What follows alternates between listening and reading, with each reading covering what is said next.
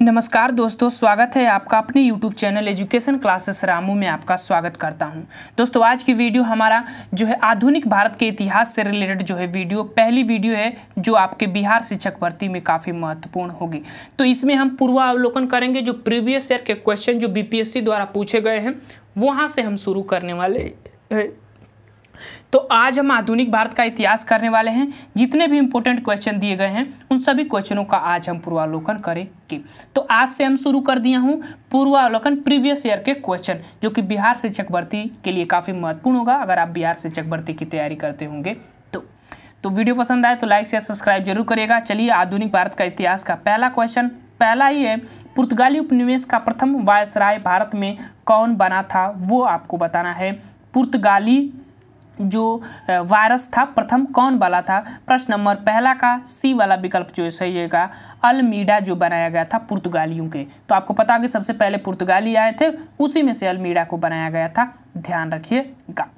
आगे चलते हैं प्रश्न नंबर दूसरा। प्रश्न नंबर दूसरा कह रहा है कि बंगाल की खाड़ी में समुद्री डकैती हेतु हुगली का उपयोग कौन करता था। कौन करते थे हुगली का उपयोगी? तो ये जो करने वाले थे ये पुर्तगाली ही थे। तो ध्यान रखिएगा सी वाला विकल्प जो है सही हो जाएगा इसका प्रश्न नंबर दूसरा का। आगे चलते हैं प्रश्न नंबर तीसरा। प्रश्न नंबर तीसरा का रहा है कि निम्नलिखित अंग्रेजों में से जहांगीर ने खान की उपाधि से सम्मानित किया था। किसे सम्मानित किया था वो आपको बताना है।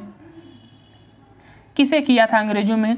तो तीसरा का जो हमारा विकल्प सही होगा वो हो जाएगा हाफकिंस से। ए वाला विकल्प इसका सही हो जाएगा। प्रश्न नंबर अब आ जाते हैं चौथे पर। प्रश्न नंबर चौथा कह रहा है कि भारत में 1612 में अंग्रेजों ने पहली अपनी फैक्ट्री कहाँ खोली थी, स्थापित की थी, वो आपको बताना है। प्रश्न नंबर चौथा का विकल्प जो हमारा सही हो जाएगा वो हो जाएगा सूरत में। तो ध्यान रखिएगा कहाँ पर, सूरत में स्थापित किया था। आगे चलते हैं प्रश्न नंबर 5। किस मुगल शासक के समय में सर थॉमस रो भारत आया था? तो किसके समय आया था? तो ये जो सर थॉमस रो था ना ये जो है किसके समय आया था? जहांगीर के समय आया था। सी वाला विकल्प इसका सही हो जाएगा। आगे चलते हैं प्रश्न number 6। Dutch east India company ने किस वर्ष अपनी फैक्ट्री पटना में स्थापित की थी? बहुत इंपॉर्टेंट है, पटना में कब स्थापित की थी डच ईस्ट इंडिया कंपनी वो आपको बताना है। प्रश्न नंबर 6 का विकल्प जो हमारा सही हो जाएगा वो हो जाएगा 1632 में। बी वाला विकल्प इसका सही हो जाएगा छठवां का। आगे चलते हैं प्रश्न नंबर 7। प्रश्न नंबर 7 यहाँ से प्रश्न नंबर 7 कह रहा है कि निम्नलिखित में से प्रथम कर्नाटक युद्ध का कौन सा तत्कालिक कारण था वो आपको बताना है। प्रश्न नंबर 7 का तो प्रथम तत्कालिक कारण की बात करें तो अंग्रेजों द्वारा फ्रांसीसी जहाज़ों का अधिग्रहण जो ये प्रमुख कारणों में एक था। 7वां का डी वाला विकल्प इसका सही हो जाएगा। प्रश्न नंबर 8 है कि 1760 में प्रसिद्ध वांडीवास का युद्ध अंग्रेजों द्वारा किसके खिलाफ लड़ा गया था वो आपको बताना है। प्रश्न नंबर 8वां का तो वांडीवास का जो युद्ध हुआ था ना वो फ्रांसीसियों के बीच हुआ था। ए वाला विकल्प इसका सही हो जाएगा प्रश्न नंबर 8वां का, ध्यान रखिएगा। आगे चलते हैं प्रश्न नंबर 9 पर। एक चीज़ ध्यान रखिएगा जो प्लासी का युद्ध हुआ था जून 1757 में अंग्रेजों और बंगाल के नवाब सिराजुद्दौला के मध्य, ये चीज़ ध्यान रखिएगा, ये बहुत पूछा जाता है कि 1757 का जो प्लासी का युद्ध हुआ था वो अंग्रेजों की तरफ अंग्रेज और बंगाल के बीच नवाब जो सिराजुद्दौला था उनके बीच लड़ा गया था जिसमें अंग्रेजों की विजयी हुई थी। अब ये हो गया 7वां प्रश्न हो गया। 8वां पर चलते हैं। वांडीवास का युद्ध 1760 में, ध्यान रखिएगा सन ध्यान रखिएगा, ये पूछ सकता है कब। और एक चीज़ बक्सर का युद्ध जो है 1764 में मीर कासिम अवध के नवाब शुजाउद्दौला और मुगल सम्राट शाह आलम द्वितीय की संयुक्त सेना ने लड़ी थी, लेकिन इसमें जो अंग्रेजों की विजय हुई थी कूटनीति के माध्यम से। प्रश्न नंबर 9 आगे चलते हैं। प्रश्न नंबर 9 है कि निम्नलिखित में से किस अंग्रेज अधिकारी ने पुर्तगालियों को स्वालली के स्थान पर हराया था? किस अंग्रेज ने हराया था वो आपको बताना है। तो वो थॉमस बेस्ट था, ध्यान रखिएगा। बी वाला विकल्प इसका सही हो जाएगा। आगे चलते हैं प्रश्न नंबर 10। उच्च क्षेत्र की पहचान करें जहां से यूरोपीय वासियों को सर्वोच्च सोरा और अफीम प्राप्त होता था। तो कहां से? तो बिहार ही फेमस था। ध्यान रखिएगा, ये वाला विकल्प इसका सही हो जाएगा। प्रश्न नंबर 11 है कि अंग्रेजी शासन में भारत का कौन सा क्षेत्र अफीम उत्पादन के लिए प्रसिद्ध था? तो वो बिहार ही है, बहुत फेमस है। ध्यान रखिएगा, बिहार से रिलेटेड ये वाला विकल्प इसका सही हो जाएगा। प्रश्न नंबर अब आ जाते हैं 12। इलाहाबाद की संधि के बाद रॉबर्ट क्लाइव ने मुर्शिदाबाद का उप दीवान किसे बनाया गया था? वो आपको बताना है। प्रश्न नंबर 12 का किसे बनाया गया था मुर्शिदाबाद में? प्रश्न नंबर 12 कह रहा है। विकल्प जो हमारा सही हो जाएगा वो हो जाएगा पहला ही विकल्प। कौन? तो वो थे मोहम्मद रजा खान। ये वाला विकल्प 12 का सही हो जाएगा। आगे चलते हैं प्रश्न नंबर 13 पर। 13 कह रहा है कि सम्राट शाह आलम द्वितीय ने ईस्ट इंडिया कंपनी को बंगाल, बिहार तथा उड़ीसा की दीवानी प्रदान की थी। कब की थी वो आपको बताना है। तो वो 12 अगस्त 1765 में इलाहाबाद की संधि के बाद ये वाला विकल्प जो है सही हो जाएगा, जब पराजित हो गए थे तब।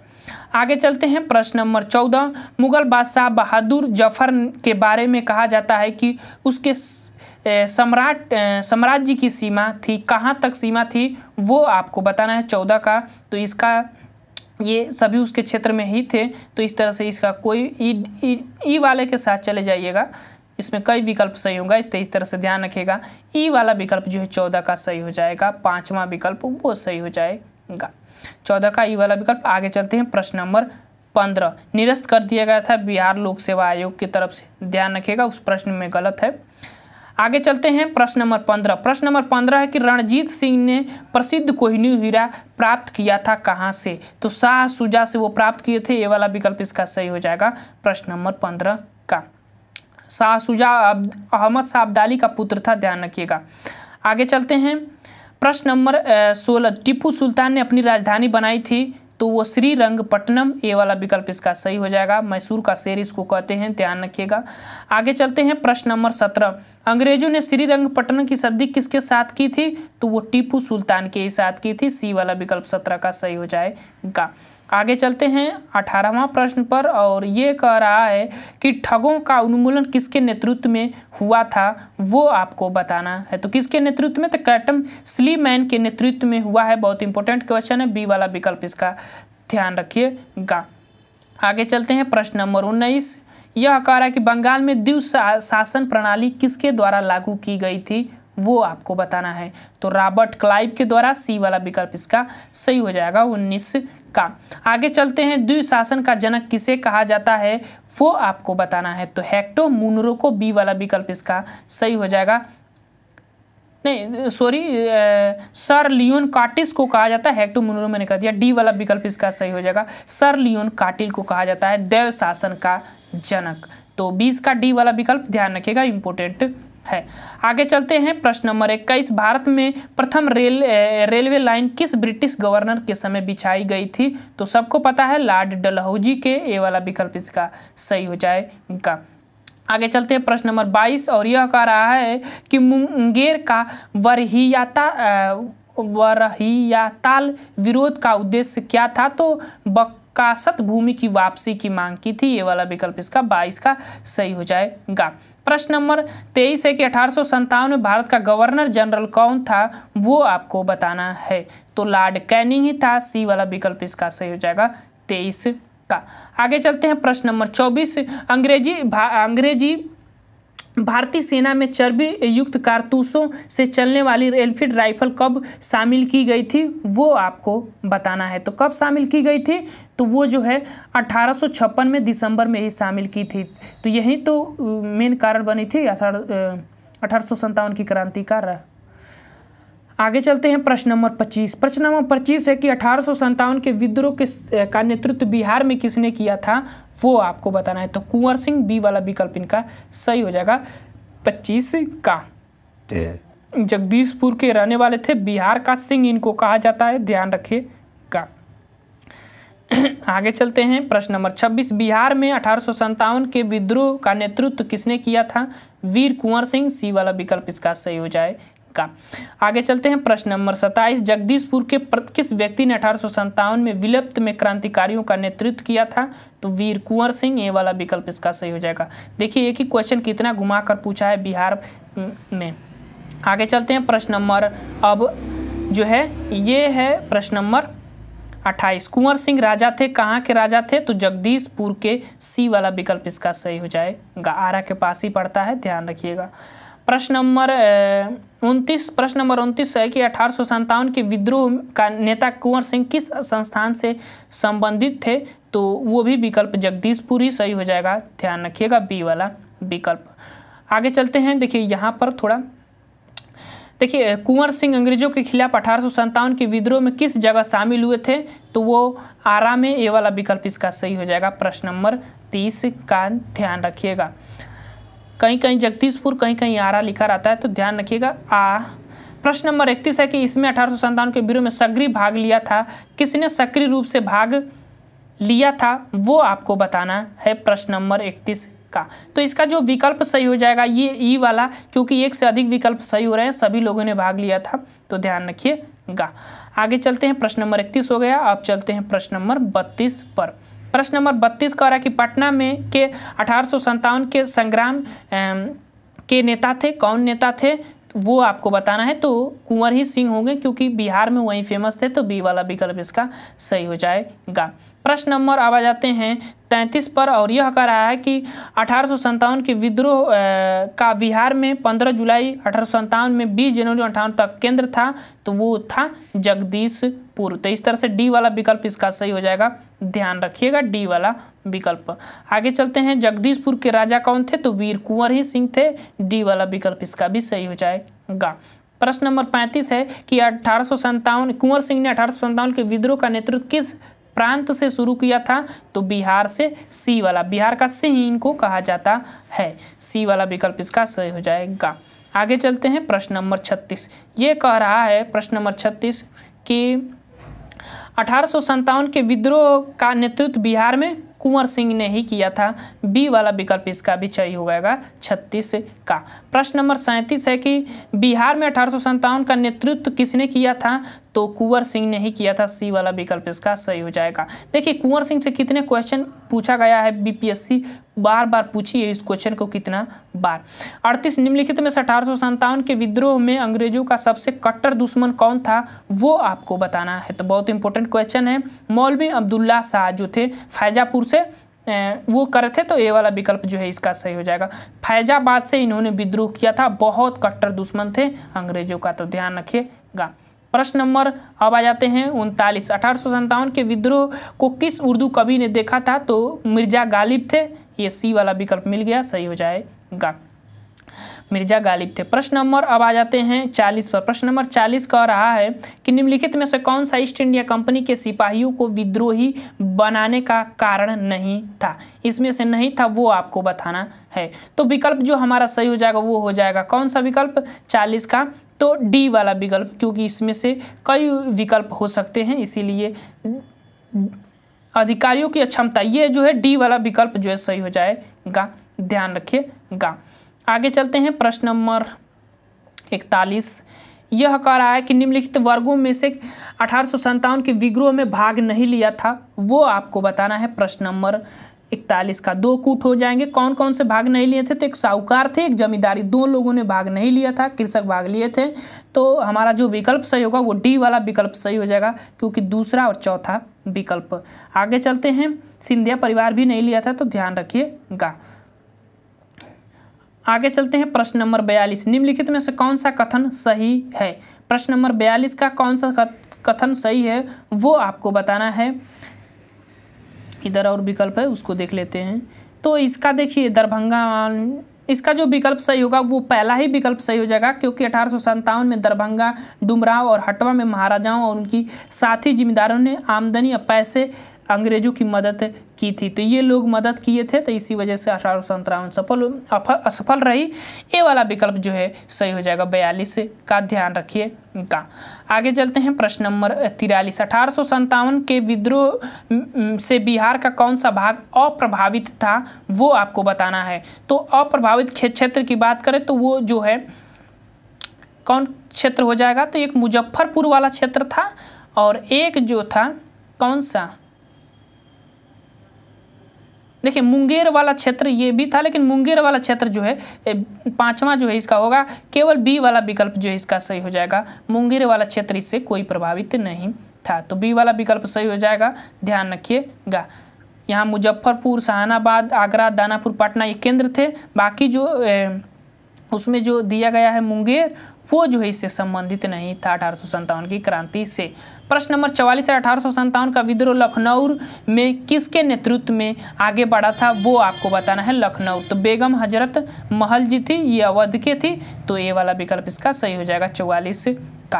आगे चलते हैं प्रश्न नंबर 45, 1857 के विद्रोह का मुख्य कारण से असफल रहा, किस कारण से असफल रहा वो आपको बताना है। तो इसकी किसी समान योजना और केंद्रीय संगठन की कमी थी, ये मेन कारण था, तो बी वाला विकल्प इसका सही हो जाएगा 45 का। ध्यान रखिएगा 45 का जो विकल्प सही होगा वो बी वाला विकल्प सही हो जाएगा। आगे चलते हैं प्रश्न नंबर 46, ये कह रहा है कथन क है कि 1857 में प्रथम स्वतंत्रता संग्राम ब्रिटिश सरकार से सरकार प्राप्त करने में असफल रहा, ये चीज़ पहला। और कारण दूसरा है बहादुर जफर नेतृत्व को जन सहयोग नहीं मिला और अधिकांश महत्वपूर्ण रियासतों ने शासन का समर्थन देने से कतरा गए। तो इसका जो हमारा विकल्प सही होगा वो हो जाएगा सिर्फ पहला वाला विकल्प, कथन क और खा सत्य हैं, बाकी क और ख का स्पष्टीकरण है, ये वाला विकल्प इसका सही हो जाएगा। आगे चलते हैं प्रश्न नंबर 47, महारानी विक्टोरिया ने भारतीय प्रशासन में ब्रिटिश ताज के नियंत्रण लेने की घोषणा कब की थी, वो आपको बताना है इस प्रश्न में। तो उन्होंने कब किया था, तो 1 नवंबर 1858 को, ये वाला विकल्प इसका सही हो जाएगा। आगे चलते हैं प्रश्न नंबर अब आ जाते हैं 48 पर। 48 प्रश्न कह रहा है कि 1857 के विद्रोह के बाद ब्रिटिश सरकार ने सिपाहियों का इन प्रांतों से चयन किया था, तो कहाँ से, तो गोरखा, सिख और पंजाबी वाले क्षेत्र से सिपाहियों को चयन किया था, सी वाला विकल्प इसका सही हो जाएगा। ध्यान रखिएगा। प्रश्न नंबर 49 है कि निम्नलिखित में से किसने 1857 के विद्रोह को एक षड्यंत्र की संज्ञा दी है, वो किसने दिया था, तो वो देने वाले थे जेम्स आउट्रम्स और W2 टेलर जो थे वो दिए थे, ये वाला विकल्प इसका सही हो जाएगा। प्रश्न नंबर 50, 1857 के विद्रोह को किसने सर्वप्रथम भारतीय स्वतंत्रता संग्राम में वर्णित किया था, तो वी.डी. सावरकर ही थे, ये वाला विकल्प इसका सही हो जाएगा 50 का। तो ध्यान रखिएगा। आगे चलते हैं प्रश्न नंबर 51 का। प्रश्न नंबर 51 कह रहा है कि निम्नलिखित में से कौन सा आयोग 1857 के विद्रोह के बाद भारतीय फौज नवगठन से संबंधित है, वो आपको बताना है। तो पील आयोग था, बी वाला विकल्प इसका सही हो जाएगा। इसके तहत फौजियों को भर्ती किया गया था 1857 की क्रांति के बाद, बी वाला विकल्प इसका सही हो जाएगा। आगे चलते हैं प्रश्न नंबर 52, नील विद्रोह किसके बारे में था, वो आपको बताना है। नील विद्रोह के बारे में प्रश्न नंबर 52 कह रहा है। तो नील विद्रोह आपको पता होगा कि ये ज़बरदस्ती करवाई जाती थी, रैयत नील की खेती नहीं करना चाहते थे, लेकिन ज़बरदस्ती जो है इनकी करवाई जाती थी। विकल्प जो इसका सही होगा कौन सा, देखिए ऑप्शन कौन सा, सी वाला देखिए कि रैयत नील की खेती नहीं करना चाहते थे पर उनसे एक अमान्य मूल्य पर जबरदस्ती खेती करवाई जाती थी, ये स्पष्टीकरण सी वाला विकल्प इसका सही हो जाएगा। ध्यान रखिए इनका। आगे चलते हैं प्रश्न नंबर 53, नील कृषकों को दुर्दशा पर लिखी गई पुस्तक नील दर्पण जो है किसकी रचना है, वो आपको बताना है। तो दीन बंधु की है, दीन बंधु मित्र की है, बी वाला विकल्प इसका सही हो जाएगा 53 का। आगे चलते हैं प्रश्न नंबर 54। प्रश्न नंबर 54 है कि वह प्रथा जिसके तहत किसान स्वयं भूमि का मालिक होता है और सरकार को भू राजस्व के भुगतान के लिए जिम्मेदार माना जाता है, तो कौन सी व्यवस्था थी जिसके तहत जो अपने भू का मालिक होगा और उसके हिसाब से भू राजस्व भुगतान करने की जिम्मेवारी माना जाता था, तो कौन सी व्यवस्था, तो वो थी जो है रैयतवाड़ी व्यवस्था थी, वो इससे रिलेटेड थे, बी वाला विकल्प इसका सही हो जाएगा 54 का। प्रश्न नंबर 55 है कि पागल पंथ के संस्थापक करम शाह थे, ध्यान रखिएगा, बी वाला विकल्प इसका सही हो जाएगा। आगे चलते हैं, फराजी कौन थे, तो वो आपको बताना है। फराजी जो है एक हजारी सरी या तुल्ला के अनुयायी थे, तो ए वाला विकल्प इसका सही हो जाएगा 56 का। प्रश्न नंबर अब आ जाते हैं 56 हो गया 57 पर। 100 प्रश्न करेंगे, बचे हुए आगे वाले वीडियो में हम देखेंगे। फरौजी आंदोलन की शुरुआत किसने की थी? तो हजारी यही थे, हजारी हाजी शरियातुल्लाह थे, तो ये वाला विकल्प इसका सही हो जाएगा। प्रश्न नंबर 58, कुकी आंदोलन को किसने संगठित किया था? तो वो करने वाले थे गुरु राम सिंह। ये इंपॉर्टेंट है, ध्यान रखिएगा। कुकी आंदोलन गुरु राम सिंह ने किया था। 1840 सन ध्यान रखिएगा, पंजाब में ये शुरू किया गया था। 1840 में कुकी आंदोलन पंजाब में शुरू किया गया था राम सिंह के द्वारा, तो ध्यान रखिएगा गुरु राम सिंह। आगे चलते हैं 59 प्रश्न, 1875 के दक्कन के दंगों का तात्कालिक कारण क्या था? वो आपको बताना है। 1857 के दक्कन के दंगों का तात्कालिक कारण क्या था? तो वो कारण था महाजनों के द्वारा ऊंची ब्याज पर, तो बी वाला विकल्प इसका सही हो जाएगा 59 का। आगे चलते हैं प्रश्न नंबर 60, महाराष्ट्र में रामोसी कृषक जत्था किसने स्थापित की थी? वो आपको बताना है महाराष्ट्र में। रामोसी कृषक सत्ता जो है वासुदेव बलवंत फड़गड़े शुरू किए थे। सी वाला विकल्प जो है इसका सही हो जाएगा, ध्यान रखिएगा 60 का। आगे चलते हैं प्रश्न नंबर 61, रामोसी विद्रोह किस रूप से भौगोलिक इलाके में शुरू किया गया था? तो वो आपको बताना है, विकल्प जो होगा ये पश्चिमी घाट में शुरू किया गया था। डी वाला विकल्प जो है सही हो जाएगा। देखिए रामोसी जाति जो है 1822 ई में अपने नेता सरदार चित्तूर सिंह के नेतृत्व में रामोसी विद्रोह किया था, तो ध्यान रखिएगा इसका सन भी। प्रश्न नंबर 62 है कि बघेरा विद्रोह कहाँ हुआ था? वो आपको बताना है। तो ये जो है बड़ौदा में हुआ था, ब से बड़ौदा, ब से बघेरा, ध्यान रखिएगा। आगे चलते हैं 1818 में शुरू किया गया था, ध्यान रखिएगा। इसका सन ज़्यादातर पूछ सकता है। मानव बलि प्रथा का निषेध करने पर अंग्रेजों के विद्रोह करने वाली जनजाति कौन सी थी? तो वो बहुत इंपॉर्टेंट क्वेश्चन है, खूण जनजाति थी। बी वाला विकल्प इसका सही हो जाएगा। तमिलनाडु में ये रहती थी, इसने मानव बलि प्रथा का विरोध किया था, जनजाति थी। 63 का सही हो जाएगा बी वाला विकल्प। 64 पर चलते हैं, यह कह रहा है कि छोटा नागपुर जनजाति विद्रोह कब शुरू किया गया था? तो ये प्रश्न जो है गलत है, इसीलिए इसको छोड़ दीजिए। आगे चलते हैं प्रश्न नंबर 65, 1855 ई में संथालों के किस अंग्रेजी कमांडर को हराया था? वो आपको बताना है। तो विकल्प जो होगा मेजर बारो जो थे उनको हराया था, ये संथालों जो विद्रोह हुआ था उसमें, तो सी वाला विकल्प इसका सही हो जाएगा। 1855 ई में संथाल विद्रोह का नेतृत्व किसने किया था? वो आपको बताना है। प्रश्न नंबर 66 का किसने किया था? तो वो करने वाले थे सुदो और कान्हू। ए वाला विकल्प इसका सही हो जाएगा, ध्यान रखिएगा। प्रश्न नंबर 67, मुंडाओं ने विद्रोह खड़ा किया था किस सन में? तो वो किए थे 1895 में। डी वाला विकल्प जो है 67 का सही हो जाएगा। आगे चलते हैं प्रश्न नंबर 68, उल गुलान विद्रोह किससे से जुड़ा है? वो आपको बताना है। तो ये बिरसा मुंडा से रिलेटेड है, 36 झारखंड, ध्यान रखिएगा। डी वाला विकल्प जो है सही हो जाएगा 68 का। आगे चलते हैं, बिरसा मुंडा का कार्य क्षेत्र कौन सा था? तो वो रांची वाला क्षेत्र था, झारखंड के रांची। बी वाला विकल्प जो है इसका सही हो जाएगा, ध्यान रखिएगा। प्रश्न नंबर 17 कि 1899 से 1900 में मुंडा क्रांति का नेता कौन था? वो आपको बताना है। प्रश्न नंबर 70 का विकल्प जो हमारा सही होगा वो हो जाएगा बिरसा मुंडा ही थे मुंडा क्रांति के जनक, तो सी वाला विकल्प इसका सही हो जाएगा। बिरसा मुंडा किसके पक्षधर थे? तो झारखंड से, तो ये वाला विकल्प इसका सही हो जाएगा। आगे चलते हैं, आदिवासियों के मूल व्यक्ति हैं। आगे चलते हैं 72, 1831 में बुद्धो भारत के नेतृत्व में कोल विद्रोह किस क्षेत्र में हुआ था? वो आपको बताना है, कोल विद्रोह। तो 72 का हमारा जो होगा सही सी भूमि वाले क्षेत्र में, ध्यान रखिएगा। आगे चलते हैं प्रश्न नंबर 73, हौज विद्रोह कब हुआ था? वो आपको बताना है। तो ये जो है 1820 से 21 वाले समय में, सी वाला विकल्प इसका सही हो जाएगा। प्रश्न नंबर 74, किस स्थान पर आदिवासियों ने अंग्रेजों के खिलाफ विद्रोह किया था? तो वो विद्रोह करने वाले थे, इसमें कई विकल्प हर जगह शुरू हो जाते, इसीलिए सी वाले विकल्प, ई वाला विकल्प इसका सही हो जाएगा। एक से अधिक विकल्प इसमें सही होंगे। आगे चलते हैं प्रश्न नंबर 75, इनमें से किसने अंग्रेजी ईस्ट इंडिया कंपनी के कंट्रोल के खिलाफ बगावत नहीं की? किसने नहीं किया था? तो वो जो नहीं करने वाले थे वो हैदराबाद के जो निजाम थे, उन्होंने अंग्रेजों से मिल गए थे। तो बी वाला विकल्प इसका सही हो जाएगा। प्रश्न नंबर 76 है कि बंकिम चंद्र चटर्जी ने आनंद मठ में किस विद्रोह का वर्णन किया है? बहुत इंपॉर्टेंट है, ध्यान रखिएगा। तो ये संथाल विद्रोह किसका? सन्यासी विद्रोह का इन्होंने वर्णन किया है। ए वाला विकल्प इसका सही हो जाएगा, ध्यान रखिएगा। आगे चलते हैं 77। अफगानिस्तान में प्रति आक्रमण नीति किस वायसराय ने अपनाई थी? वो आपको बताना है। तो लॉर्ड जो है लीटन था, उसने जो है आक्रामक नीति अपनाई थी। बी वाला विकल्प इसका सही हो जाएगा। प्रश्न नंबर 78 है कि 78 का वार्नाकुलर पेस्ट एक्ट किसने रद्द किया था? वो आपको बताना है।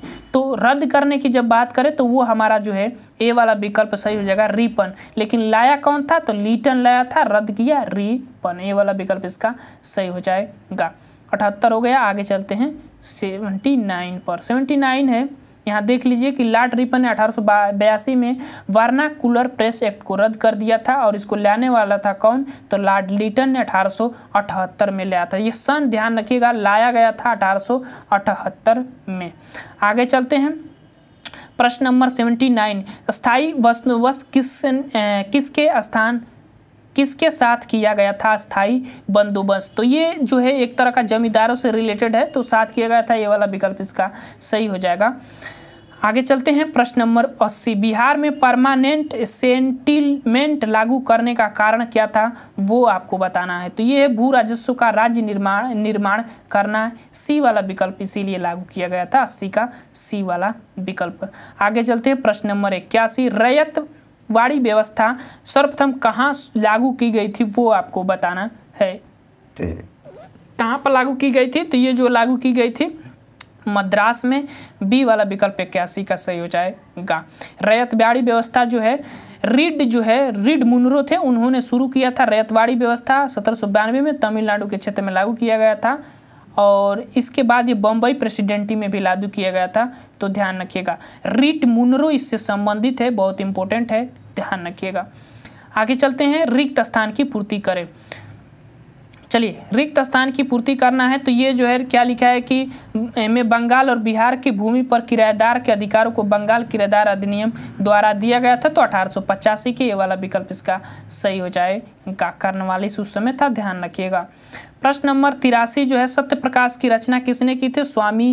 सत्यप्रकाश की रचना किसने की थी? तो वो रचना करने वाले थे कौन? सत्यप्रकाश की रचना जो है स्वामी दयानंद सरस्वती ने किया था। डी वाला विकल्प इसका सही हो जाएगा। 83 का मूल शंकर इनका बचपन का नाम था, ध्यान रखिएगा। अमृत बाजार पत्रिका की स्थापना किसने की थी? वो आपको बताना है। प्रश्न नंबर 84 का किसने किया था अमृत बाजार पत्रिका की स्थापना? तो शिशिर कुमार घोष, यहाँ पर विकल्प आपका दिया गया है। शिशिर कुमार घोष ने किया था अमृत बाजार पत्रिका की स्थापना, बहुत इंपॉर्टेंट है, ध्यान रखिएगा। आगे चलते हैं प्रश्न नंबर 85। निम्न अखबारों में से कौन सा का मुख्यालय उदारवादियों की नीति का प्रचारक था? वो आपको बताना है। तो जो लीडर अखबार था वो प्रचारक था उदारवादियों की नीति का, तो ध्यान रखिएगा, बहुत इंपॉर्टेंट है। आगे चलते हैं प्रश्न नंबर 86। 19वीं शताब्दी में धर्म एवं सुधार आंदोलनों के जनसंख्या के किस वर्ग को मुख्य आकर्षित किया गया था? वो आपको बताना है। तो इसमें जो हमारा सही हो जाएगा सी वाला विकल्प, क्योंकि इसमें बुद्धिजीवियों को, नागरिक उच्च जातियों को और निर्धनता सर्वांगणों को। तीसरा हमारा सी वाला विकल्प इसका सही हो जाएगा। आगे चलते हैं प्रश्न नंबर 87। भारतीय पुनर्जागरण आंदोलन के पिता किसे कहा जाता है? तो राजा राम मोहन राय को। डी वाला विकल्प इसका सही हो जाएगा। आगे चलते हैं प्रश्न नंबर 88। निम्नलिखित में से आत्मीय सभा की स्थापना जो 1815 में राजा मोहन राय ने की थी। ये वाला विकल्प इसका सही हो जाएगा, ध्यान रखिएगा। 1815 में इन्होंने किया था। ब्रह्म समाज की स्थापना जो है 1827 दिया है, 28 देना चाहिए था, लेकिन ये वाला विकल्प सही रहता अगर 28 दे रहा था। ये प्रश्न गलत है। देखिए 20 अगस्त 1828 को ब्रह्म समाज की स्थापना इन्होंने किया था, तो ध्यान रखिएगा। आगे चलते हैं प्रश्न नंबर 90। राजा राम मोहन राय द्वारा ब्रह्म समाज की स्थापना की गई थी, इसमें दिया है 1828 में। सी वाला विकल्प इसका सही हो जाएगा। प्रश्न नंबर 91 है कि सती को गैर कानूनी किसने घोषित किया था? सती प्रथा को, तो लॉर्ड विलियम बेंटिंग। बी वाला विकल्प इसका सही हो जाएगा। 91 का बी वाला विकल्प। तो ध्यान रखिएगा 91 का बी वाला विकल्प। 92 प्रश्न है कि प्रार्थना समाज की स्थापना आत्माराम पांडुरंग ने किया था, ये वाला विकल्प इसका सही हो जाएगा। 1867 में बम्बई में किया था। आगे चलते हैं प्रश्न नंबर 93। 19वीं सदी शताब्दी के उत्तरार्ध में नव हिंदूवाद के सर्वश्रेष्ठ प्रतिनिधि कौन थे? तो वो थे स्वामी दयानंद राजा राम मोहन राय, डी वाला विकल्प इसका सही हो जाएगा। ध्यान रखिए। अच्छा पूछा का है नव हिंदूवाद पूछा है ना, ए वाला विवेकानंद जी है, बी वाला विकल्प इसका सही हो जाएगा। ध्यान रखिएगा। आगे चलते हैं प्रश्न नंबर 94। इनमें से किसने 1893 में शिकागो में आयोजित धर्म संसद में भाग लिया था? तो स्वामी विवेकानंद थे, उन्होंने भाग लिया था, बी वाला विकल्प इसका सही हो जाएगा। आगे चलते हैं 95। स्वामी विवेकानंद ने रामकृष्ण मिशन की स्थापना किस वर्ष की थी? वो आपको बताना है। तो वो 93 में किए थे, 1893 में। स्थापना की बात कर रहा है, 97 में किए थे, 1897 में, डी वाला विकल्प इसका सही हो जाएगा। ध्यान रखिएगा। भाग लिए थे 93 में, 97 में जो है स्थापना किया था रामकृष्ण मिशन का। आगे चलते हैं प्रश्न नंबर 96। दयानंद सरस्वती द्वारा स्थापित है क्या? तो वो आर्य समाज, बी वाला विकल्प इसका सही हो जाएगा। मूल शंकर इनका बचपन का नाम है, ध्यान रखिएगा। आगे चलते हैं, कौन सा प्रश्न था? 96, 97 प्रश्न पर चलते हैं। 97 प्रश्न यहाँ पर है कि किसने 1873 में सत्य शोधक समाज की स्थापना किया था?